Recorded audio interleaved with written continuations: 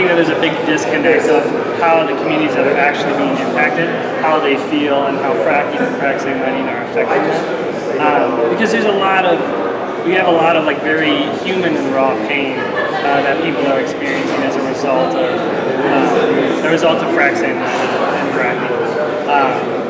And I think that we need to create more spaces to talk together so we can like figure out a solution for this. And then also the other big message I think we want to get across is that we see frac sand mining as participating in a fossil fuel economy that's ultimately a dead end and doesn't have a future if we hope to kind of sustain life on the planet. So we're also very much like aware of climate change and the impact it has on especially like oppressed communities.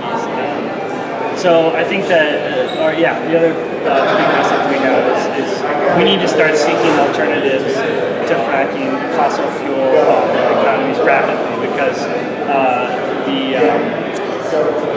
the reality of climate change is really dire and people are already suffering the impacts of it right now.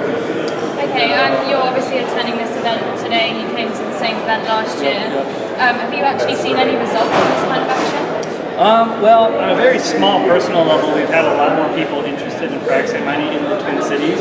My group, my organization, in my community I live in is where I do my work out of is based here in the Twin Cities. So we've gotten quite a few folks here kind of interested in what's going on and interested in the industry's presence here. So in that way, there's been a really positive impact as far as education of people that live in the Twin Cities. And then also, I mean, in Minnesota generally, as compared to Wisconsin, our state has much stricter regulations around frac sand mining.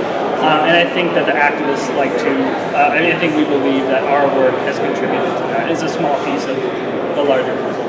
And finally, you mentioned looking for alternatives to fracking and that kind of energy resource. What kind of alternatives would you suggest? I think that the alternatives that I would suggest, and obviously, I haven't got my PhD in engineering or like alternative fuel engineering or anything like that. But I do know that fossil fuel use just isn't an option. So I think we need to be implementing at a rapid rate all of the possible alternatives. I don't think there's one alternative fuel that's going to be like the silver bullet. I think we're going to have to be doing a whole bunch of things at the same time. And I think what's stopping us from doing that are folks who have influence in our government who have a lot of money and with that money are able to sway laws. Well, Joe, thank you very much for your time. Thank you very much.